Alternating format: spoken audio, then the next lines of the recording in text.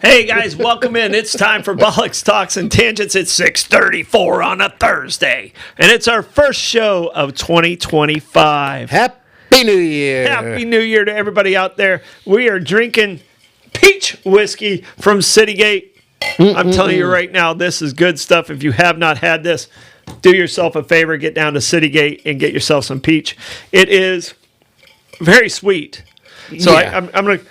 I'm gonna say it's an after dinner drink for the most part. Well, it's a summer drink. You put that in some sweet tea, and lemonade. you are out. Yeah. Oh, I didn't try it in the lemonade, but I've been doing it in iced tea, and it is outstanding, refreshing, delicious, and the peach comes through beautifully. They make great flavors there. They really do. They really do. And this in lemonade is really, really phenomenal. Ooh, something new to try. So I never even thought of that one. Yeah. So try that one out. Okay. So but we've got a great show. Yeah. All right. And you know, your biggest event that's happened this week is Jimmy Carter, our longest living president, died at 100 years old. And we wanted to do kind of a little honor to him by presidents after their presidency. So people that continue to do good or bad, you know, some good, some bad. We're sticking Even if they do bad, they still get rewarded for it. It seems. Yeah, we're sticking mostly with the good. Yeah. But there's some really interesting stories out there. But first thing we got to do, we got to pay some bills. Now we're talking. And we're starting off. We already talked about Citygate Spirits and the amazing peach whiskey that they have. So good. But their sister company, St. Augustine Distillery, #1 tours distillery in the United States. Amazing job. They have amazing flavors at both locations. If you haven't been to Citygate, I know a lot of people have been to St. Augustine Distillery, but do yourself a favor, get to Citygate. Some of those flavors will just knock your socks off. You might want to give it a couple of weeks until the Knights of Lighters, dissipate. Have we done knock your socks off yet as one of our phrases? I don't know. Okay. Well, we should. All right. All right. Meehan's on, staying on. Sponsor row. Sponsor row right there. Bayfront, baby. Meehan's Irish Pub. These guys, they do an amazing job over there. I froze. Did you guys freeze? Why'd I freeze? It doesn't like me. But they do an amazing job over there at Meehan's. They have 3 bars in one. Great talent in the backyard and in the pub. Just wonderful people. The staff is outstanding. Excellent food. One of the best views in town. Yep. So it's just an amazing place. This was the 9th Christmas Eve in a row that Julie and I had our Christmas Eve at Meehan's. Yep. It is our tradition, and we look forward to it every year, and they do not disappoint. Yeah, we appreciate the invite, Blake, and you invited Blake and I to come out. Yeah. But we were quite busy. Got a lot of rapping to do that night. Being Santa's helpers. Yeah. So we appreciate it. And, Well, there's always next year. Yes, we'll try again next year. Right. All right. Abare, Kresge and Associates, these guys are amazing. Talk to them today. They're just wonderful people, saving me money year after year after year. I appreciate them. I appreciate the decades of friendship and the level of service they've given me over the decades. So just wonderful people. And the fact that the Unicorn Slayers don't beat us in trivia. Yeah, the Unicorn Slayers have taken a sabbatical from trivia for a little bit. Well, it's tax season, and I will expect them back in May. Well, when the boys come back from college is when you're going to see them back. All right, St. Augustine Pirate Museum also, they did a night market. I think it's now over, but they did an amazing night market at the Oak. Wonderful talent they have coming through there, but the museum itself has over 800 artifacts of original pirate memorabilia, and just a wonderful place to take the family if they're in town to visit. Kaiser's Deli and Market. Got to get over there and see it. I haven't been there in about 2 weeks. We got sandwiches from him for New Year's Eve to go watch the fireworks on the beach. It was a smart thing to do. Wonderful idea. Yep. Oh, gosh. Picked him up in the afternoon before the traffic. When you come up with great ideas like that, call a friend. All right. I keep trying, Call a friend. Did he tell you that, Blake? Yeah, we didn't. He didn't. Yeah. He didn't at all. I thought of trying to lure you guys down to the beach, but I figured there's no way you were not going to come. That was not happening. That was not happening. Yep. But get over there to Kaiser's. Try the Bollox. As a matter of fact, I did your version of it. Oh, you did the pastrami? Half pastrami, half turkey. hot and press Yeah, with Munster cheese instead of the Havarti Swiss. Okay. And hot peppers. Okay. Yeah, I do the peppers. Yeah, you pretty much went after the Troy Bollox. Yeah, cuts the hot peppers cut some of the grease of the pastrami, or the fat of the pastrami, not the grease, but the fattiness, the unctuousness of the pastrami. Unctuousness. I didn't know that was a word. It is. All right. Last but not least, give me a call at Coquina Coast Realty if you have any real estate needs. Interest rates are going down, so you should be out there looking. If you're interested in real estate, now's the time to look.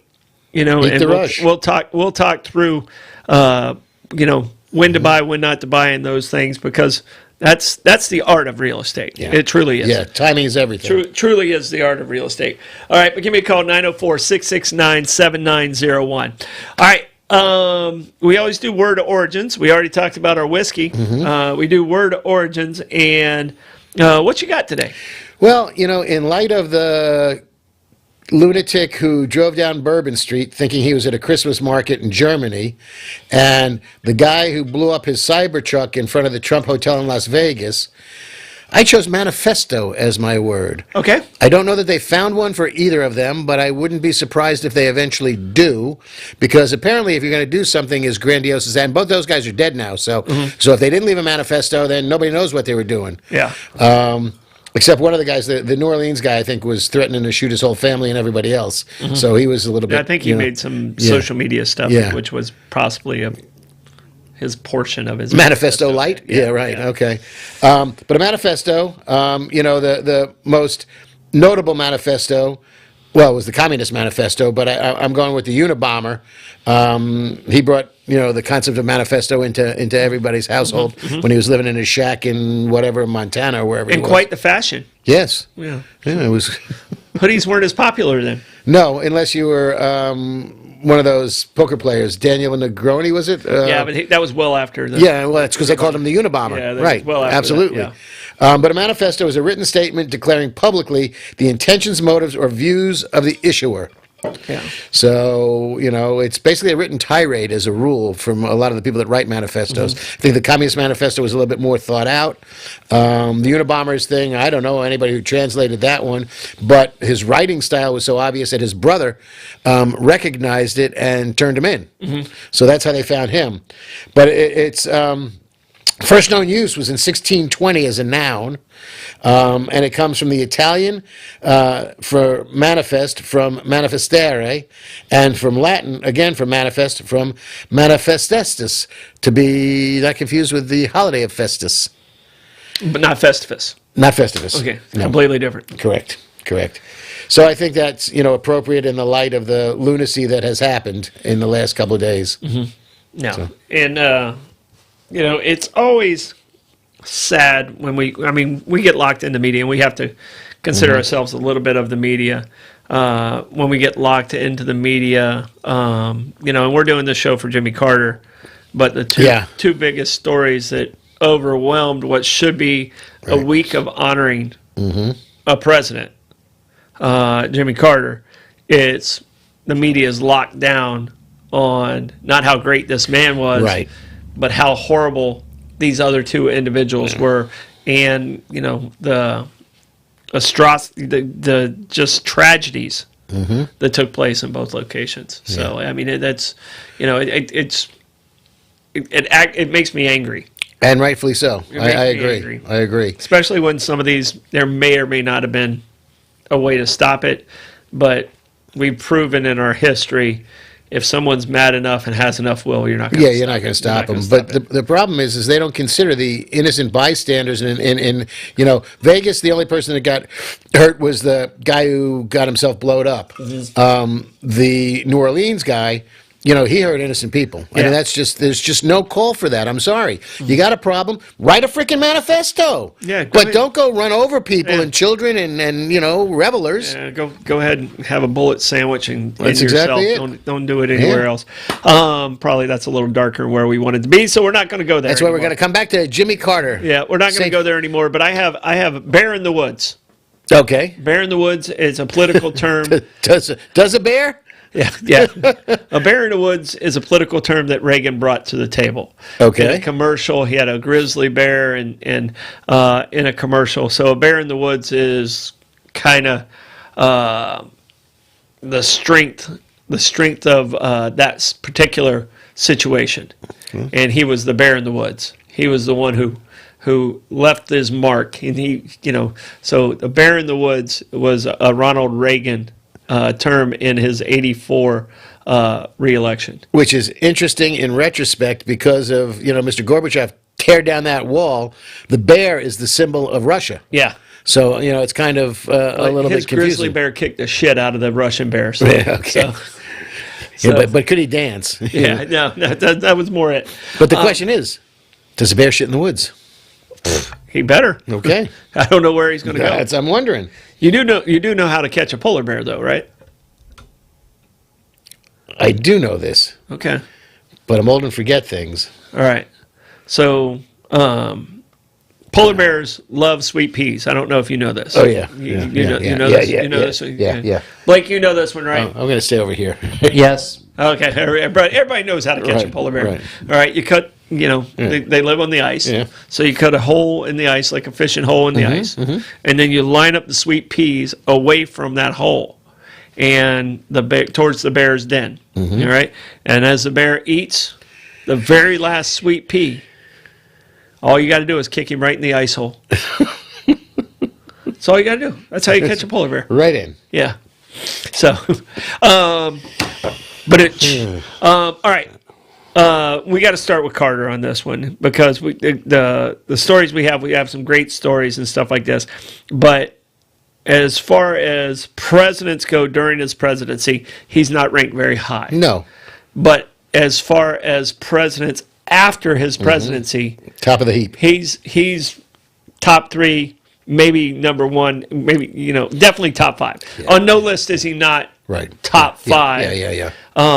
And he lived longer than anyone else. Mm-hmm. His life after his presidency was longer than any other president. Mm-hmm. He was the oldest living president, and I believe he was the oldest president. He definitely was the oldest president, but he was one of the oldest people to win the Nobel Peace Prize. Right. So oldest, longest living president. I don't know if he was the oldest president. He wasn't as old as Joe and Ronnie and Donnie. What are you talking about? Well, when he was president, he wasn't the oldest president. No. He was the longest living president. Afterwards, right. Yeah, living president. He lived to be 100. You got Reagan, Biden, and Trump were all older in office. Yeah, in office, yeah. But like living as far as a long-time life, 100%. Yeah, no, he was a fairly young man in 76. Right. So, and it's funny because he acknowledged the fact that he was more successful and served the people better as an ex-president than he did as president. Yeah, 100%. And he was very cognizant of that. Well, the thing is, he wasn't a politician. No. He's a peanut farmer. Yeah, he was a peanut farmer. He was and considered one of the top 5. A lot of people don't realize this. As far as IQ goes, he was one of the top 5 IQ presidents. He was a nuclear engineer. He graduated from the Naval Academy. Correct. Yep. He's the only president that ever turned in an official sighting of a UFO. There you go, right. And now he went from being crazy to, like, in 2024, they're like, yeah, that kind of is true. Yeah. The government's like, oh, okay, yeah, we're going to kind of go along with that now. Yep. So he was the only one to have a UFO sighting that was officially recorded. And his brother had a horrible beer. Billy beer was not good. It was horrible. It tasted like a yak's ass. Generic beer. That was back in the days when they had generic stuff coming with white can with black lettering. Black letters just said beer on it. Some of the fancy ones had yellow boxes with black lettering. Never saw that. Yeah. Oh, yeah. Never saw any of that fancy generic. Yeah. So, but let me tell you, to me, I'm not an overly religious man, but I can tell you right now, if Jimmy Carter doesn't get into heaven, the criteria is too high for everybody else. Pretty much. I mean, if people start, kneeling down and claiming miracles, the guy's halfway to a saint as it is. Interestingly enough, on that note, he's taught Sunday school up until fairly recently. Yeah, just a couple years ago. Yeah, I have dear friends of mine. I think up until his brain tumor scare. Yeah, Mike and Karen Stanko. Michael is a phenomenal artist. If you go online, look up stanko.com and enjoy his work. It is delightful, and he is talented. But they made a pilgrimage to Plains to go to Sunday school when he was teaching. And they said it was That would have just been amazing. phenomenal. Yep. That would have been amazing. I mean, I'm like I said, I was raised in the church, but I've gotten away from it. But you know, when you look at this man and you go, you know, he just I don't even know if Peter's like going to go. No, wait, we have to talk. No, he's just going to be like, yeah, just go ahead. Right. He's like in the TSA Express. Right, exactly. He don't take his shoes or belt off. No, he doesn't have to take off his shoes, belt, any of that. He's in TSA Express line. You know, and the man kept his. You know, he was president of the United States. You know, for 4 years, win, lose or draw, he was the most powerful person on the planet, and he never lost his humility. No. You know, and people don't realize he had three older children, and then Amy. You know, she was trouncing around as a young child in the White House, and he had older sons. I guess he had 2 sons I know of, and possibly an older daughter. And they were out of the White House, and Amy was, you know, yeah, she had her teenage years in the White House.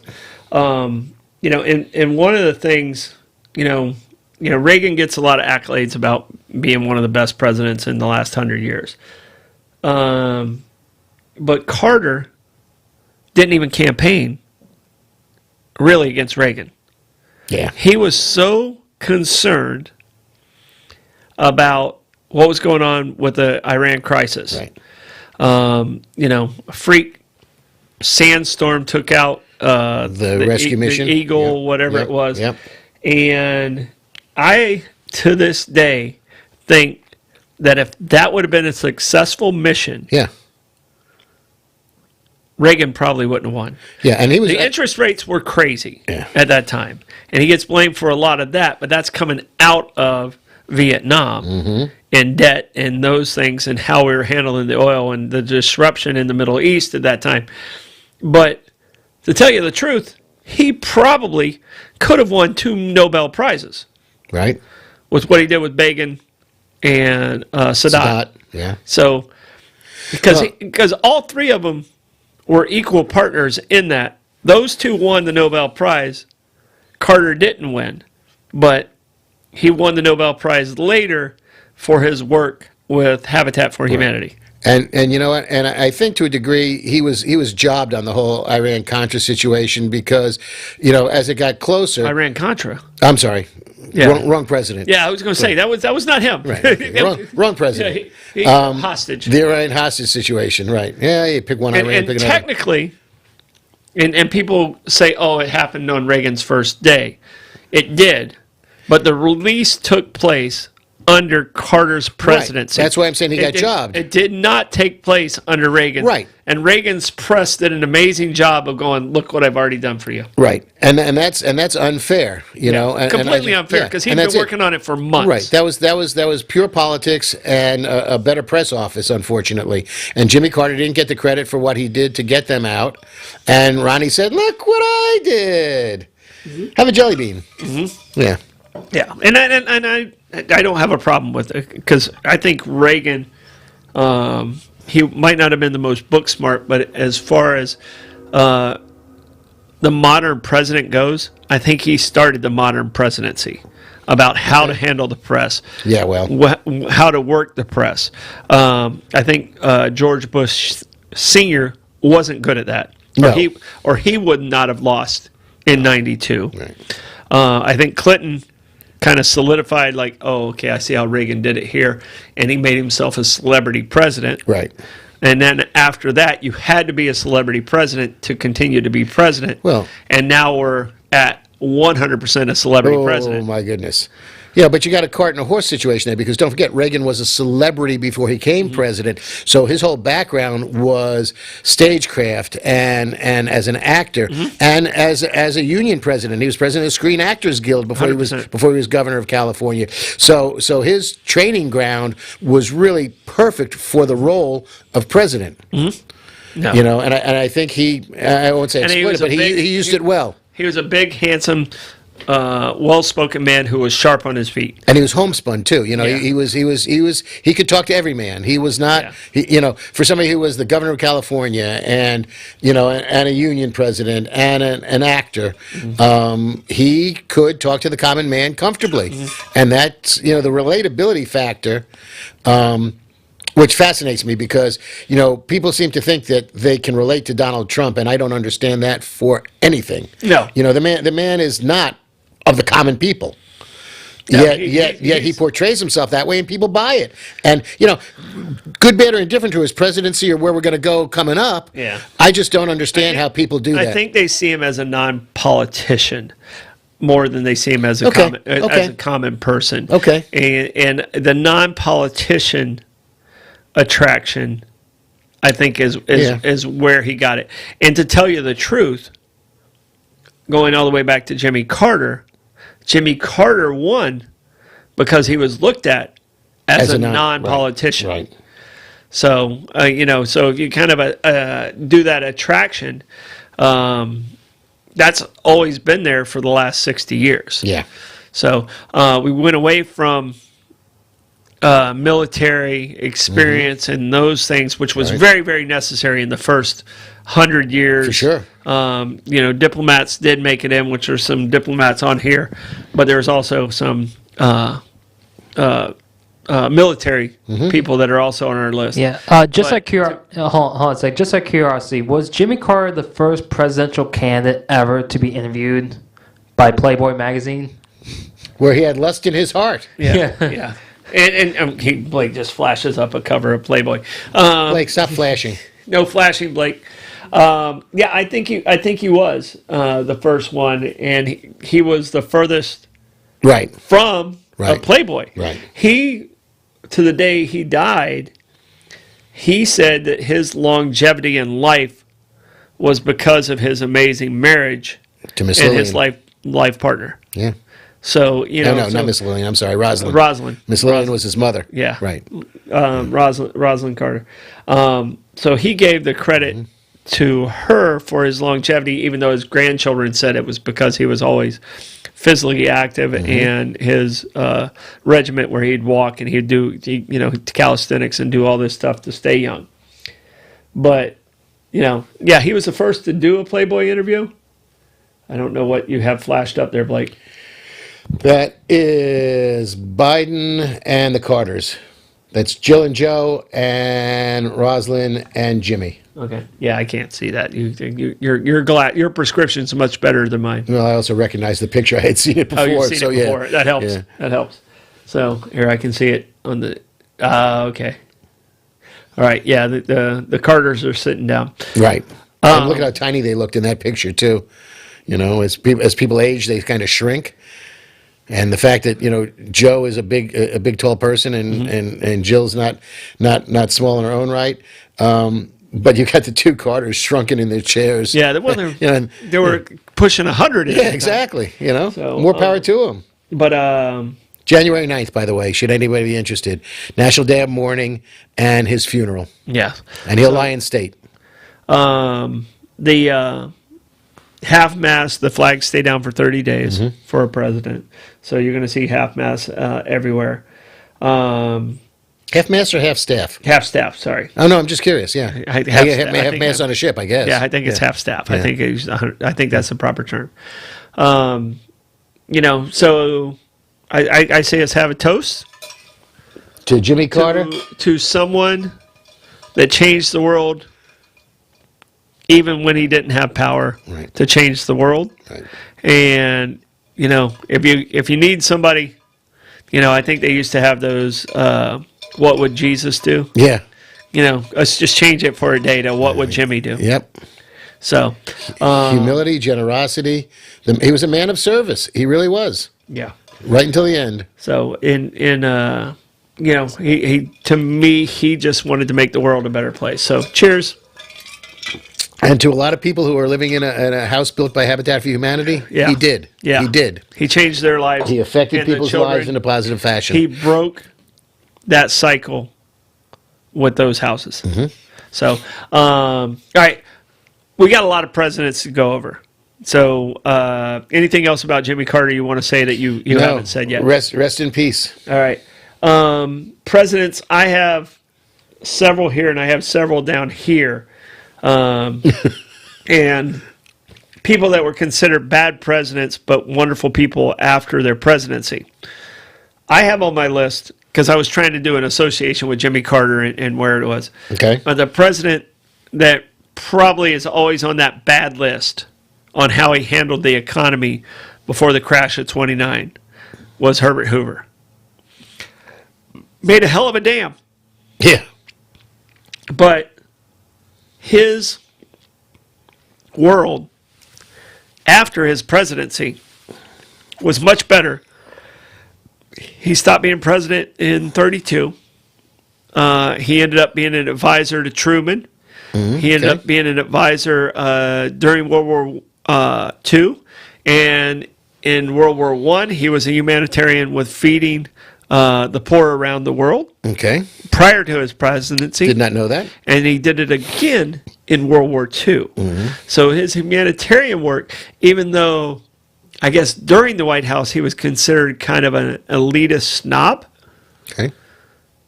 his philanthropy and ability to lead people into doing the right thing left him as the humanitarian president. So a lot of the nicknames of the humanitarian president, Hoover's going to come up. Okay. So it was not a president, in my reading, I think he was probably the one I knew the least about what he did after the presidency. Yeah. But I got to give the guy a lot of respect because he's a guy that everything I read about, like he wouldn't let staff talk to him or make eye contact with him in the White House. So that type of human being, which a total opposite of what Jimmy Carter is, but he might have saved more lives as a humanitarian and feeding people than, okay, I'm okay if you're going to be mean to one person and you save hundreds of thousands of people, you're going to get a pass. So I have to change my thoughts of Hoover after what I read today. Was it he? I don't know if it was he or one of his predecessors who, when there was staff in the room, he and his wife spoke Chinese. Yes. That was that Hoover? Yeah, it was either him or Coolidge. Yeah, I'm not sure I think which it might one. have been Coolidge that did that. And But Hoover wasn't great to staff either. right. And did Hoover go to Stanford? Was that who I'm thinking of? Are you talking about who was the president? No, the university. Yeah, I mean, one of them went to Stanford University. I don't know, Blake. Can you check that real I quick? think. It might have been Hoover. Yeah, I'm Might have not been sure. Hoover.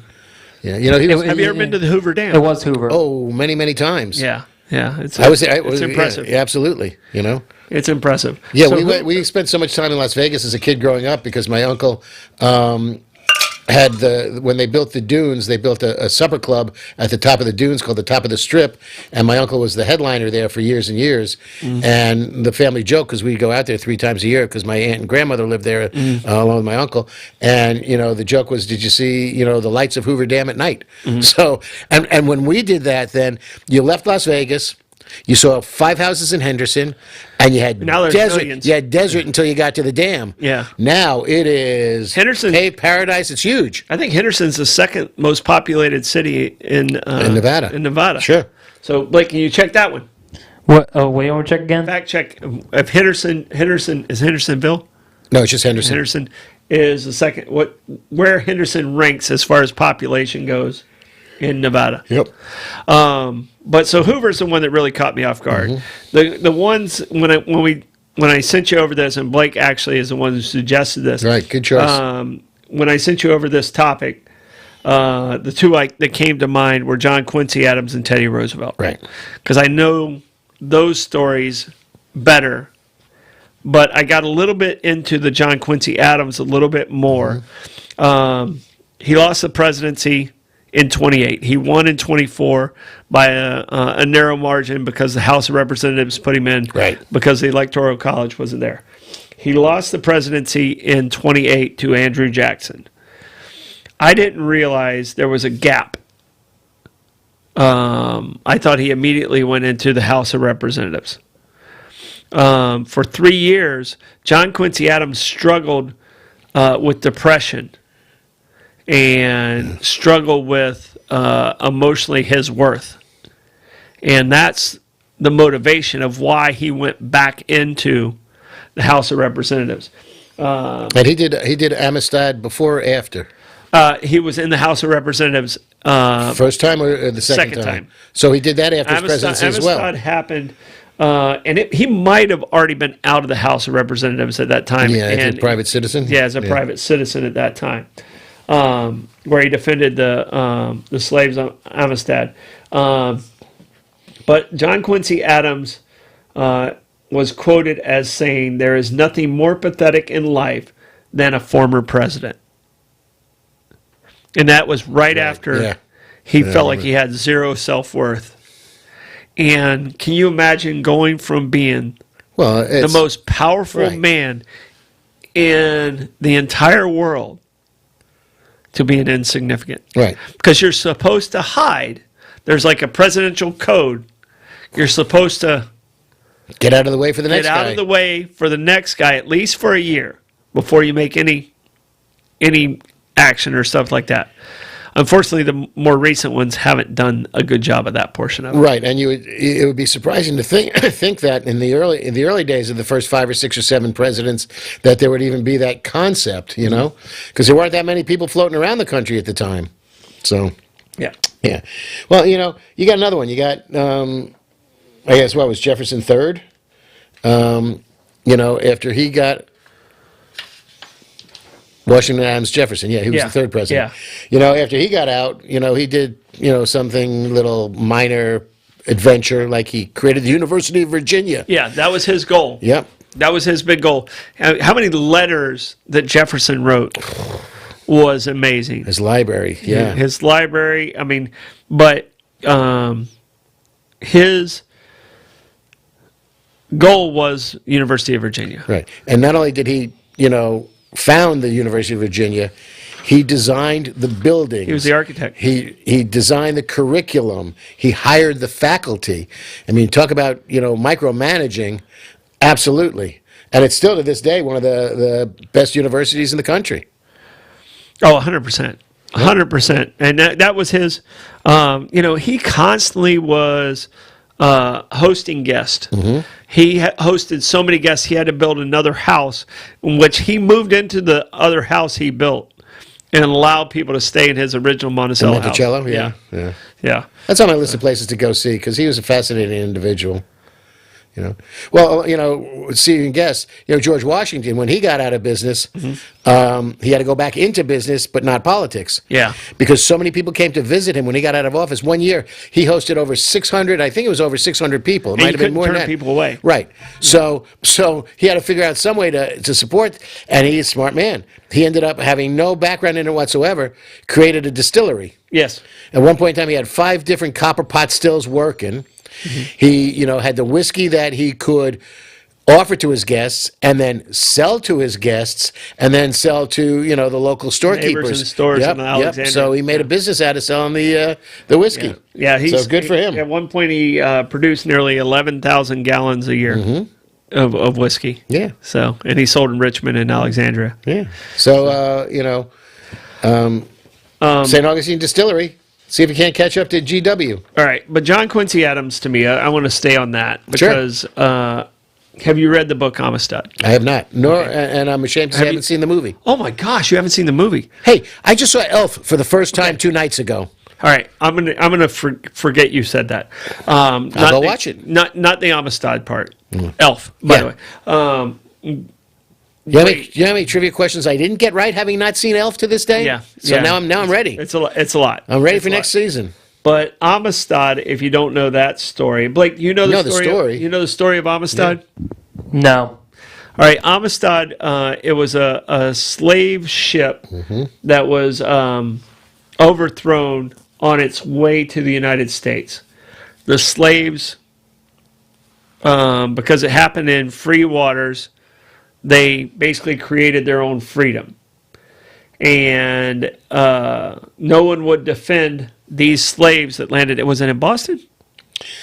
It was near that area. I didn't read the book or see the movie, so I'm not even going to guess. I think it was somewhere up around that neighborhood. In the Boston area. And these slaves, when they hit land, the company said they were owned by the company, and the slaves wanted immunity for their own freedom and the ability to go back. And John Quincy Adams is, I think he was recently retired from the House of Representatives, but he's the one who defended them in the Supreme Court and got all these men, I think there was a couple women in there too, their freedom, these slaves their freedom. And he was always a guy who was against slavery. His family was from the North, right, and it was never something that they were a part of. But John Quincy Adams, that kind of started a lot of the abolitionists and a lot of those saying, the definition of were they property or human beings, and he defined that they were actually human beings. So if you haven't, you need to watch the movie Amistad. I will. I look forward to that. Yeah. So, and Blake, you need to watch the movie Amistad so you understand. We'll have a viewing party. Yeah, for sure. All right. Who you got? Who's your? Well, we can take a nice easy one. George W. Bush got out. Became a graceful thing. Became very friendly with the Obamas. Which he is was always close friends with the Clintons. Yeah, yeah. Him and Bill actually always got along. Yeah. And it's interesting to see how some of the progressive presidents, or the presidents progressed to become, it's a small club. So, there's only so many people on the planet that you can really talk to who understand what you went through or are going through, or what you did or didn't do. But now he's just a gentleman painter. He just likes painting. Yeah. So good for him. Well, and that another one that became a painter and wrote his novel was Ike. Memoirs, yeah. Yeah, his memoirs. At Ease, Stories I Told My Friends, I think is what it is. Okay. So I've never read that, so now I'm kind of motivated to see that, because Ike is one of my guys, and I'm like, an impressive man. Well, very impressive. Resume is hard to beat. Yeah. So resume is really hard to beat. Yep. So anything that starts with Supreme Commander. Yeah. That's a title. That's a title worth having. I got a feeling. I mean, I feel very elitist when I order a Supreme taco. Okay, there you go. It's all the addition of sour cream. That's all it is. Yeah. It's great. Yeah, which is a necessary addition. Oh, no doubt about it. Sour cream in that situation is right where it belongs. When's the last time you made a good taco? Last time I made a good taco? Not for a while, because Julie doesn't eat meat. So I'm not a big fan. Tofu. Hey, you can. I made a great tofu meatball for my niece, who's a vegetarian, Gotcha. and they came out great, actually. Okay. So that was good. We were talking about Calvin Coolidge. Mm-hmm. He ended up writing a newspaper column when he got out of office too, called "Thinking Things Over with Calvin Coolidge," and he wrote a column for a while. Okay. So that was like kind a of interesting. syndicated column. Yep. The McClure newspapers, I believe it was. Okay. Yeah. What was one of something that caught you off guard today when you were reading? Because we just decided at 11 o'clock this morning. Right. This is the topic we're going to go with. Well, it was that whole circular thing of, the President's Club. Nixon got out of office in disgrace and was basically on the balls of his ass because he had no money because of the legal fees he had to make. Yes. So he got a $2 million cash infusion for selling his memoirs. Mm-hmm. And then he got another $600K in 1977 for the Frost-Nixon interviews. Okay. When David Frost interviewed him. And that was interesting as well. So that was how he was, keeping himself afloat until he died of a stroke. So that was Nixon. That was interesting. I found that out. I do like the fact that Nixon died in 94. I'm not sure. It wasn't that long ago. Well, it was that long ago. Blake, can you check that? I think I was living. Yes, it was 1990. It was 1994. Yeah, I was living in Orlando at the time. So because I remember bringing the flag down. Okay. When I was at the softball complex that I built down there. But Gerald Ford, who had I would say, other than it was either Mayaguez or the Pueblo, Might have been both. That was the whole big kerfuffle in his presidency. And Bill Clinton gave Gerald Ford the Presidential Medal of Freedom for his shepherding the country out of the horror of Watergate and Nixon's things. Yeah. And then Ford also had a very good friendship with Jimmy Carter. Yeah, he really did. And in the race in 1980, Reagan and Ford talked about Ford coming back to be vice president. And it was a short consideration, but he was like, no. And then it was almost like, okay, if we do this as co-president, that conversation actually took place. So that would have been a very interesting situation in 1980, how that would have played out with Reagan and Ford on the same ticket. Well, it would have been interesting because, I guess he had only been a president for one term, so he could have been... Less than that. Yeah, he could have been president again. 3 years. Yeah. So... Yeah. Interesting that, that was back at the time where people kept taking pot shots at both of them.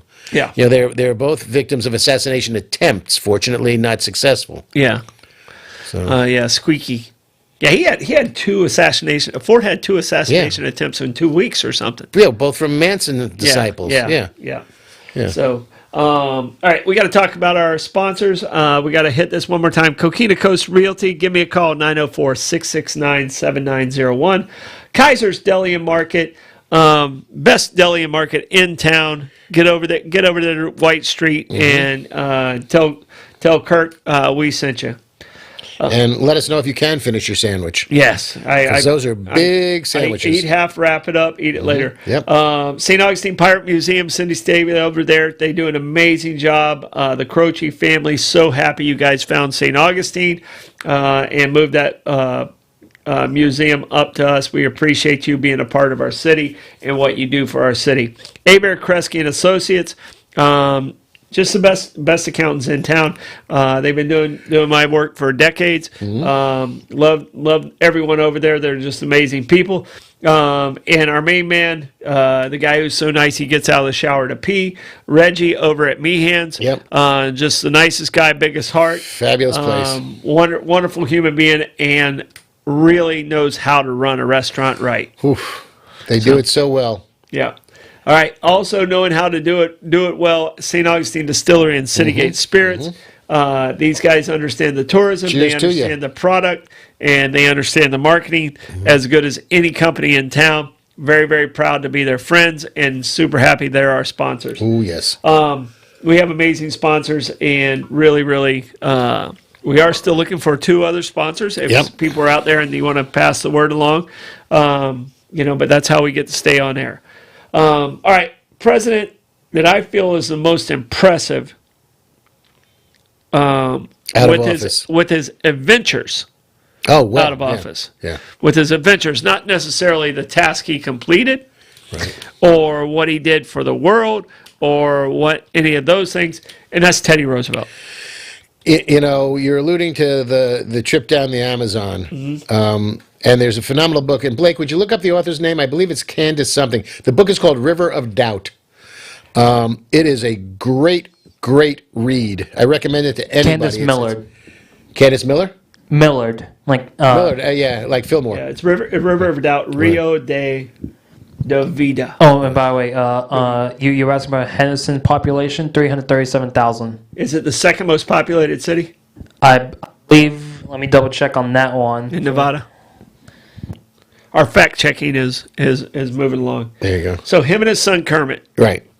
After he lost in 1912, him and his son Kermit wanted to do some exploration of the Amazon. Right. They set out in December of 1913, and by the time they reached the River of Doubt in February of 1914. All right, so it's about 60 to 90 days. Did you read the book? If you haven't, I recommend. It is such an engrossing read. You'll whip through it, and there's pictures too, because when he went to do this, he was contracted with Scribners to write essays and send dispatches back. There was a photographer on the trip. His son was on the trip. There was the Brazilian soldier who had explored the Amazon more than anybody else, who was the leader of the expedition. It was fascinating. And boy, did he get beat up on that trip, man. Poor Teddy. No. They went through some stuff. They had they lost several members to tropical illnesses, like literally died on the expedition. They got lost several times. They lost half their pack animals that died of illness or some type of accident. Right. So they lost supplies, and basically they ventured in unmapped territory. There was no maps. Right. This was supposed to be they were just hoping a 4 or 5 week trip that ended up being like 3 months? It ended up being 2.5 months, yeah. They were attacked by indigenous people. Mosquitoes. Roosevelt actually got malaria. Yep. He lost 40, 50, 60 pounds. And he became dangerously ill is what they said. And they still ended up finishing the journey. Yeah. And I think this is one of the most understated statements. A hard and somewhat dangerous but very successful trip is the way he described it. Well, the comeuppance of this is now there's a branch of the Amazon called the Rio Roosevelt. So they ended up naming the river that he found after him. Yeah. So, But he was, they said, all right, we got to turn back. He said, the hell we are. He kept going, push on, push on. When they were literally carrying him. Fortunately, he lost so much weight that he was a lot lighter. Yeah. But, he was prepared to die on that trip, and his son wasn't going to let that happen. Here's the thing that caught me when I was reading this today. They made it sound like he was a very old man when he took on this adventure. He was when he finished it. Yeah. He was 55. Yeah. He was younger than me when he took on this adventure. And in my head, I've known about it for decades about this story. In my head, I was like, oh, he was just an old man. I don't even know why he was doing that. He was such an old dude. But this is something I would do. Yeah. At my age. This is one of my stupid minds where like, I can handle that. And I just realized there's only so many people that are made up with that brain style. Like, I can do that. Like, I was completely out of shape when I walked to D.C. Right. Completely out of shape when I walked to D.C. I walked myself into shape. I was going to say, but by the time you got there... Oh, I was in great shape by the time I got there. But this is something in my mindset. It's like, yeah, let's do it. Right, and you're doing it from a 21st century perspective. He did it in 1912 with so no much unknown. Right, there was no communication with the outside world. I mean, they had cameras, they had cameras, they had notebooks, they documented everything. It was I'm telling you, The River of Doubt. It is just such an engrossing book. Is it a movie yet or no? I don't. You know what? There's documentaries. Okay. There was a PBS documentary that almost parallels the book. Okay. Because they had so much, I'm gonna have to go to that. Yeah. That's it. I'm more of a documentary guy than I am a book reader because my dyslexia. I can understand that. My dyslexia makes me read things like I'll have to read the same page 3 times. Yeah. It sticks with. Well, this one you'd enjoy reading 3 times. It's so engrossing. In all honesty. Yeah, but it's page by page. I know. It's immediately after, and it's when you have dyslexia, it's a frustration that you're like, did I read that right? And, I know Blake's seen it before when I send texts out. My dyslexia affects me where I leave certain words out of conversation. A word like is or not.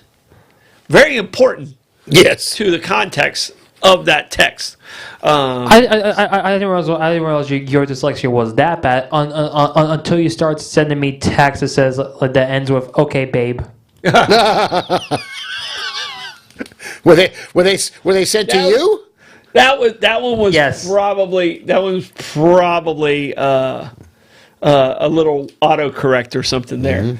But I leave words, important content out of my sentences, where in my head I'm so far ahead of that. Right. And it really is. It really messes with your head. And my dyslexia, it helped me have a great memory. Okay. Forced you to, yeah. It forced me to have a great memory. So, I always was reading at the same level, but I really wasn't. It was my memory that kept me ahead of, like when we read in a circle. Yeah. All right. In school, yeah. I would always try and predict what sentence I had. Okay. And if I screwed up which sentence I had the other one already mastered. It was so embarrassing.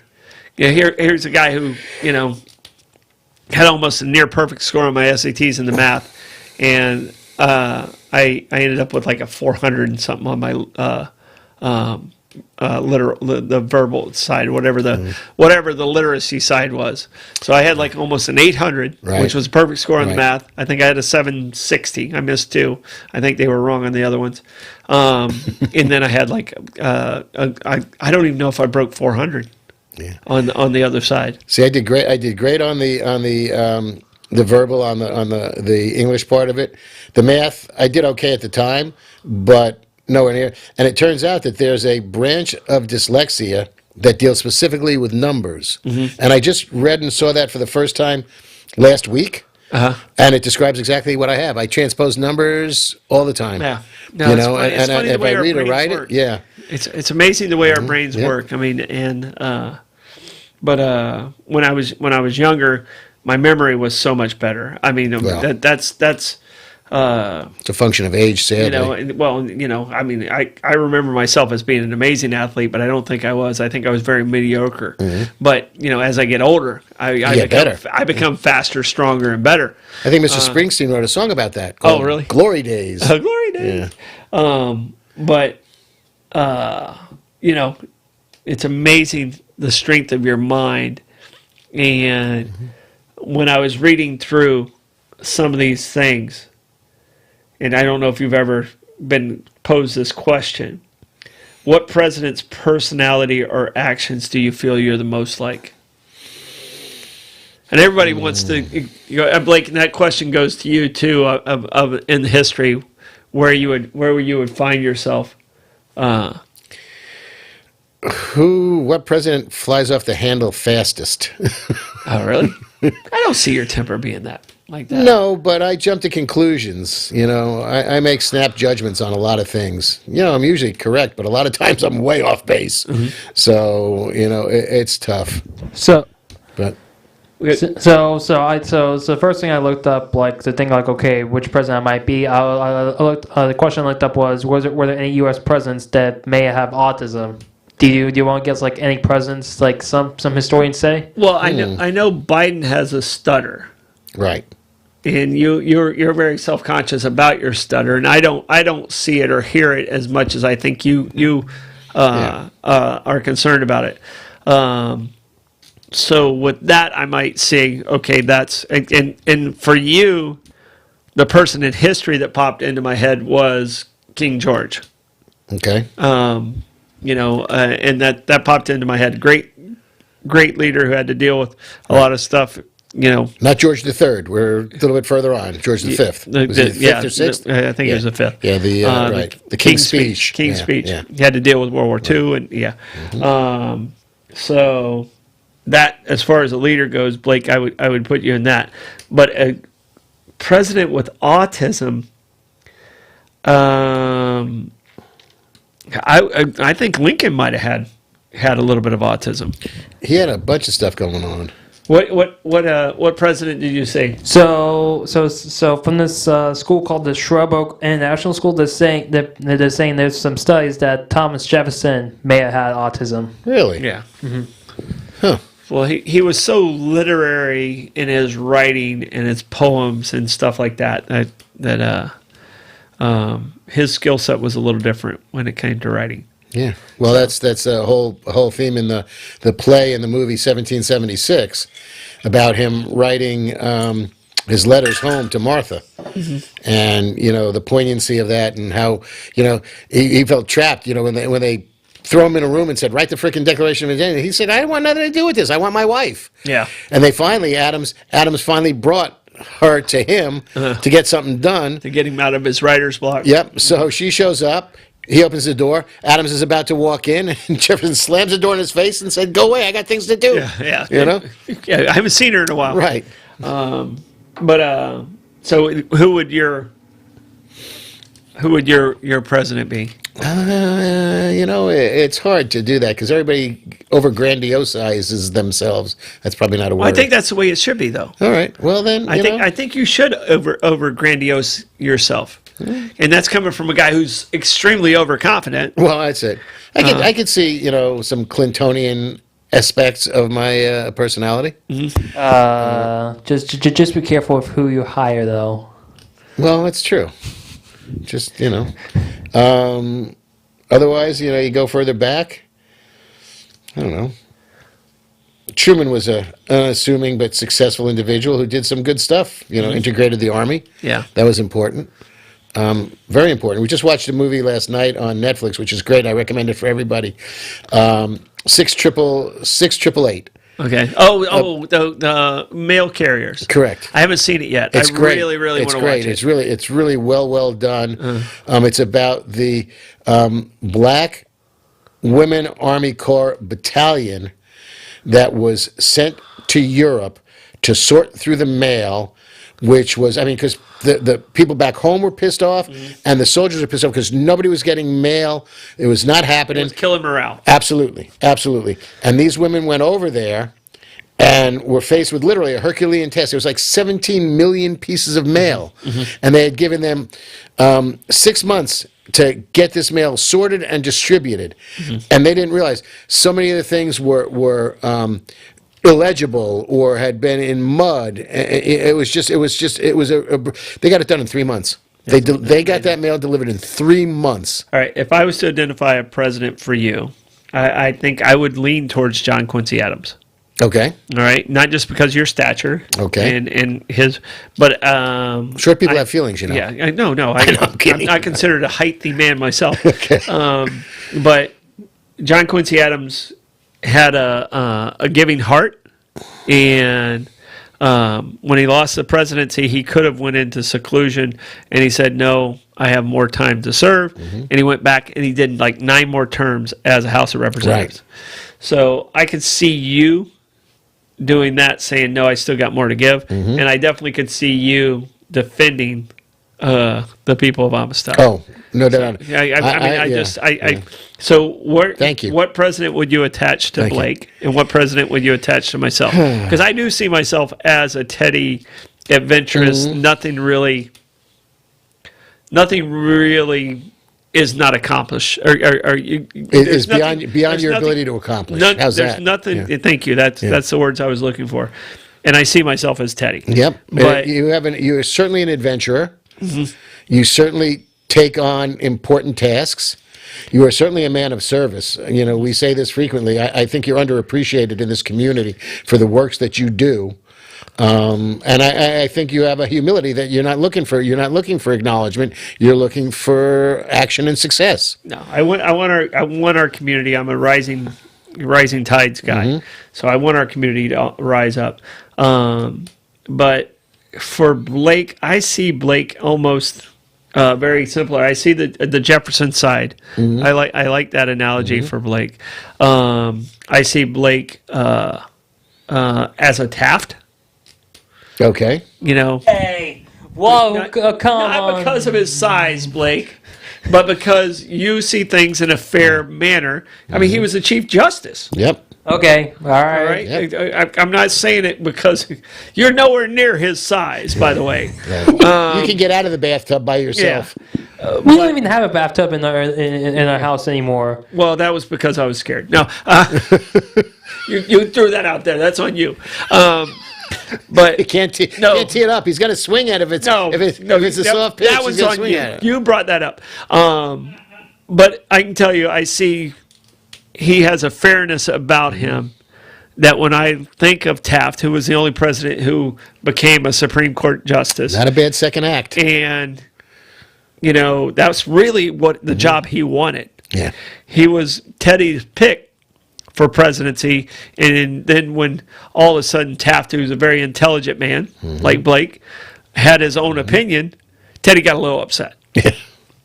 So that was the whole reason Taft probably lost in 1912, is because Teddy's ego, which I have a huge ego, wouldn't allow things to go in a different direction that he thought they should have went in. Right. Don't screw up my country. Yeah. Right. So, and that's Teddy got in the way of Taft's second presidency, which he probably did more good as a Chief Justice, than, for sure. than he did as a president. Yeah. Yeah. So That's still, Right, one of the greatest jobs in the history of the world. Well, it was. I don't know that it is anymore, and I don't know that people necessarily aspire to it with the zeal that they once did because of recent tremors in that become August bus. it used to not be a political thing. It's Correct. become too political. Correct. But I believe the people that are there are good human beings. They might not see things. I would like them to see things less from a religious decision making and more from and a political political less perspective from as well. Well, the religious decision making, I think, is creating the political. Yeah. Okay. Yeah. I don't want them to. I don't want to put it on them that they're politicizing it because I don't know them personally, but I do believe their religion is creating their decisions. So For some of them, for sure. all right, Yeah. but the answer to the question, what president? Because we're over time right now. What president would you attach to me? And Blake, which president would you attach to me and Lenny? For your service, we can come back and bring this full circle, and you're very Carter-esque in what you do for other people. Yeah, I don't. I know you're not that saintly, but your accomplishments are, between what you do for the homeless, for the veterans. I mean, these are important things that other people write checks. So. Yeah, I mean, there's a lot to be said for that, honestly, and you accomplish it, and that's true too. So, That's just because I'm stubborn. well, it's a necessary part of being a president or being successful or advocating for people. Absolutely, I am very capable of digging my heels in. Yeah. So for you, that I'll probably say Lyndon Johnson. Why is he? Hold on, let me. Go ahead. Okay, I want to hear the reason behind it. So basically, like my whole thing is I personally say it because he was definitely progressive for being grown up in an area that they may not believe like the way that the Democratic Party believes. So I definitely do see that in you, that especially growing up in the area that. And it's not because he picks the dogs up by the ears or has conversations while he's on the toilet. I still do that. All right. Okay. He may do the latter part. Yeah, It is especially with me. yeah. No, well, I can kind of see that. Raised in a southern, what he did for civil rights. Yeah. His true personality Great society. and what he did for civil rights did change the world. So I will take that good with that. So, Lenny, what about you? Who would you put me on? I went to Carter. I went to Carter? Carter. Okay. I mean, you're a man of service. All right. I will take both of those compliments. So for a topic for another day, I just learned a whole lot about, believe it or not, George Wallace. Oh yeah. Fascinating how he started out as a social democrat, and how his desire for political success, he became very, very racist to succeed. And then after he finally saw that as his way to success. Absolutely. Yeah. And it wasn't that way, but he got beat by a guy who used racism to beat him for the governorship. Yeah. And the next time he ran, he said, worked for him, it's going to work for me. And he became, over my dead body or black children going into this school. He lost his legs for it. Yep. And then later on, I don't know if it was that or the guy who shot him, I think was just looking to shoot somebody, and when he was looking for notoriety, I think it was less, motivated by I want to say racism or by politics or by things of that nature. And then, after he got out of office, his wife ended up becoming governor for a while. But he turned around and became the biggest anti-racist there was. The guy he did a freaking 360. He started out as a good guy, became, a shit, and became another good guy. It was fascinating to read all this about him and learn about this. Well, in my movie, there's a gentleman that's portrayed in that role almost the exact same way. It doesn't show in the movie, but because he comes off as a villain in 1964, but the later part of his life, he really did a lot of good things in going to the civil rights side of that. Yeah. So we got to stop the show. Eventually, I suppose. We are way over, and I want to say thank you guys for hanging out with us. Please hit that share button. This has been one of my favorite shows that we've done. I've enjoyed the content. I've enjoyed a lot of good stuff. A lot of good stuff in there. Lenny, appreciate it. Always. With your suspenders today also, just styling and profiling.